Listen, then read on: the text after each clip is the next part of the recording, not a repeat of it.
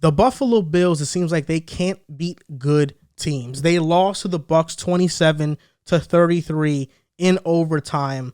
Brashad Perriman, Jets legend, caught a touchdown in overtime to win that game. He's ran by everybody. He's a speedster, Speedy Perriman out there. And the Bills lost the game. They lost to a good team yet again. And they are 1-5 against 500 teams this season and allowing 27.5 points per game in those games, which would rank 30th in the NFL. Why do you think the Bills can't beat these better teams? And do you think they're a legit playoff threat? I'll start with you, Drew. I've been saying this for weeks. You cannot be a consistent winning team if you do not have a run game. We've been saying this for years, probably. No, for sure. With the Bills. Oh, no doubt about that. Last season, 100%. You looked at them. Obviously, they were a great team. They went to the AFC Championship game. And what was their biggest struggle in that AFC Championship game? They could only pass the ball. And Josh Allen needed to do everything. And it was very predictable as a defense to scheme for that. Now we're going into this season. And now Josh Allen's their leading rusher. And for me personally, unless your name is Lamar Jackson, the quarterback should not be your leading rusher. I understand Josh Allen, he has that type of ability where he can be a solid rusher as a quarterback. He's probably the third best rushing quarterback in the league, fourth best. I'll throw respect to Jalen Hurts as number 3. Probably go Lamar, Kyler, Jalen, and then there's Josh Allen right there. But when you don't have that option of running the ball consistently to get you out of a game or open the field for you, just open up the play calling, anything, it gets hard. The perfect example of this is against New England, where the script is literally handed to you on a silver platter. New England took it, the Bills didn't. Run the ball. If you don't have that ability, you're going to get beat. The Patriots ran the ball an absurd amount of times. I'm going to look at it right now. They ran the ball 46 times. I think it was like 95% of their offensive The Patriots. runs. The Patriots ran the ball 46 times. Mac had 3 attempts. And he won the game.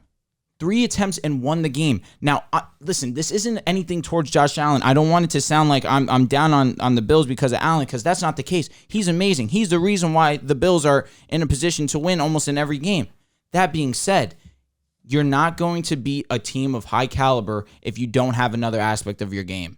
Even the Chiefs, who are a pass-dominant team, have that ability to rush the ball. Bills don't have that. Something actually came to me, and I will give credit to my boy Sean because he threw this at me. Next season, you know what running back's a free agent? Saquon Barkley. Not this offseason, the following. Would it be the following? This is They picked year up 4. his 5th-year option. Did they? Yeah. What happens if Saquon goes to the Bills? That'd be tough. Then I'm all in. I'm all in on the Bills. I'll double check the Saquon, but I'm pretty positive. I could have swore that he's getting a contract next season. People are talking about, are you going to pay Saquon? No, you're not. You let me know. That being said. Yeah, he signed through 2022. Free agent. I've been saying it for weeks now. You need to run the ball. And if you can't run the ball, it's that simple. You're not going to get anywhere. Listen, with the Bills in this game, I agree. I think you need to have a sort of a balanced attack because the Bills are like 90% pass, 10% run. I mean, in this game alone, they made history, but for the wrong reasons. They called 0 run plays for a running back in the entire first half against the Bucs, which that's the first time a team has done that since 1991. Jeez. They called running plays for Josh Allen, and Josh Allen did his thing. He ate. This is why when talking about Josh Allen versus Kyler, why I picked Josh Allen. What I saw in this game, Can with you. there are very few quarterbacks that can take over an entire game. There are few players that can take over entire games regardless of the sport. And I saw Josh Allen take over against the Bucs. Like, if it wasn't for a Levi Wallace pass interference on Mike Evans, which was a very questionable call, the Bills are they're probably coming out on top in that game. What Josh Allen did, 308 passing yards, 109 rushing yards, 3 touchdowns, 1 pick. Josh Allen took over. It's like a switch went on and it was the Josh Allen show. He was running the passes, darts. That's why saying 2 is more accurate is crazy. When I see what Josh Allen did, I don't know. First two seasons of his career, he was dead last in completion percentage. I don't want to hear this. I know Kyler. He's a new guy. I know Kyler Murray is phenomenal. I don't know if he can take over a game like I saw Josh Allen do. He can. No, he cannot. He can't take the hits Josh Allen takes. Okay, but that's he can't fight for the extra yardage Josh Allen fights for. But I don't care if he can't because Josh Allen will get hurt doing that. But you saw eventually he'll get hurt. You saw that Monday night game where Kyler Murray shook 2 defenders and it was like a 25-yard game that ended up getting called back. But he made that happen. That was the last drive. Yes. Yeah, where they would have went down the field. Now it wasn't a field goal game, but now you're on like the 40. Now instead you're backed up on your own 30. He doesn't have that physicality that Josh Allen provides, but no he doubt. Doesn't but he doesn't need Josh doesn't have the shiftiness. No way. No, not close. No quarterback does. Kyler doesn't have the arm Josh Allen has. No, but he has a great arm for sure. He has but a great in terms arm. of exactly, I agree. Oh yeah, but like Josh Allen is on a different level. Is what I'm trying to tell you. I know, but what Kyler's sense, more though? elusive. He's I think when it comes to escaping the pocket, Kyler's probably the best in the league. I agree.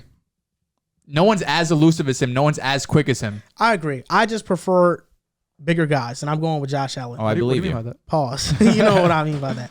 But I'm going with Josh Allen just because. I mean, you can't teach what he has. Yeah. You can't teach Kyler's speed either. But if I get a 6'7" offensive lineman, I don't know what he can do. Josh Allen, I'm comfortable with. The Bills have lost 4 of 6. They are 7-6 right now. We all thought coming into the season that they're gonna win the AFC East. I actually placed a bet on the Patriots because I had a feeling they were gonna win it. But neither What's here the or return there. Yeah, those must have been good odds. I did a parlay with every single division. I got a lot of them other roads. So because I picked the Vikings over the Packers, that went wrong. I had Washington.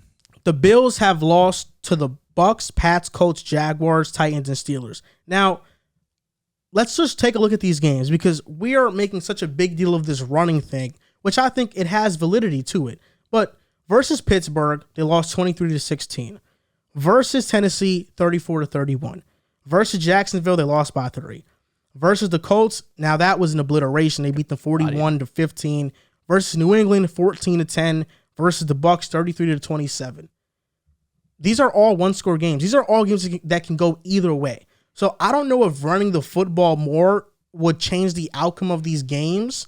But I do think that having a more balanced attack makes defenses be on their toes a little bit more. But even without that, the Bills are still doing whatever they want on teams. Versus the Patriots in Jacksonville, they couldn't do whatever they wanted against Jacksonville. I think that was just a game. It was just a weird game. It's a long season. Happens.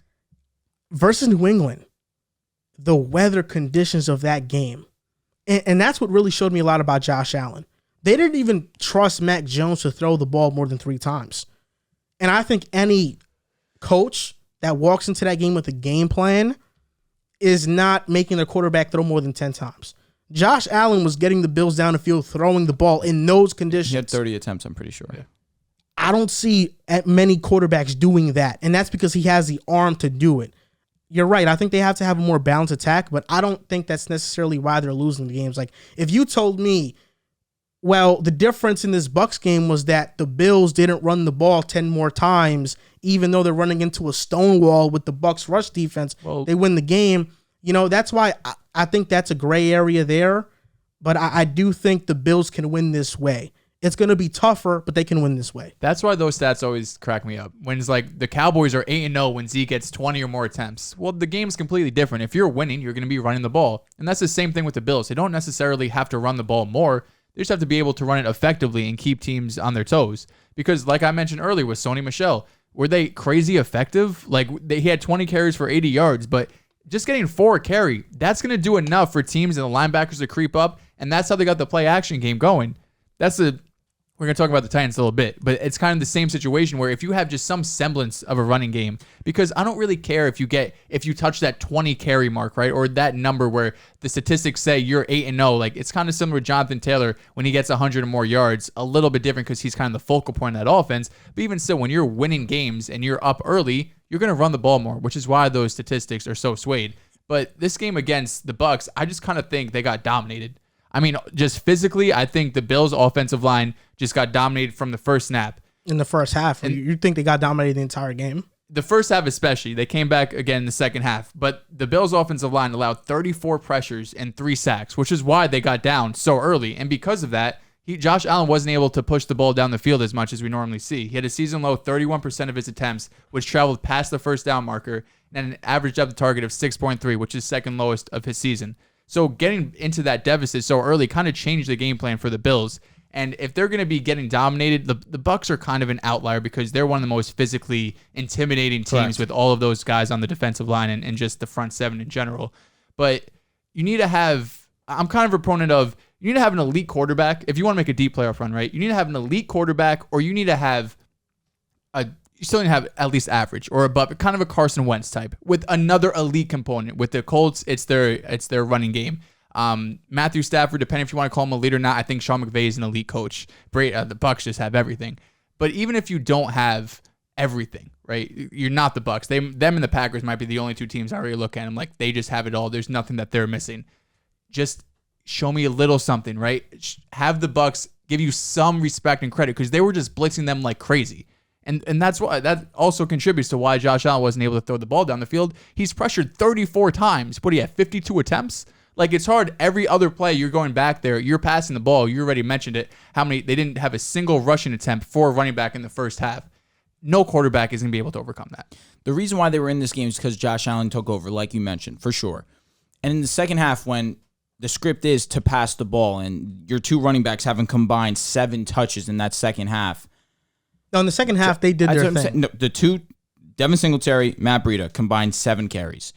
The reason why this game was able to become in reach for the Bills was that, one, the Bucs secondary is not the best. And obviously, you have Josh Allen, who's a fantastic quarterback. He knows how to spread the love. Diggs hasn't put up, he has those games here and there scattered throughout the schedule where he freaks out, but you have Diggs, 7 for 74. You have Cole Beasley, 9 for 64. Dawson Knox, 7 for 60. Gabriel Davis, 5 for 43. Devin Singletary, 6 for 37. Josh Allen took this game over and dotted up and extended plays with his legs. That's why they were able to come back and put themselves in this game. Now imagine they really, really focused on the run game. They could just open up the play calling so much for Josh Allen. We're looking at the Bills team right now who is competitive week in, week out with every team.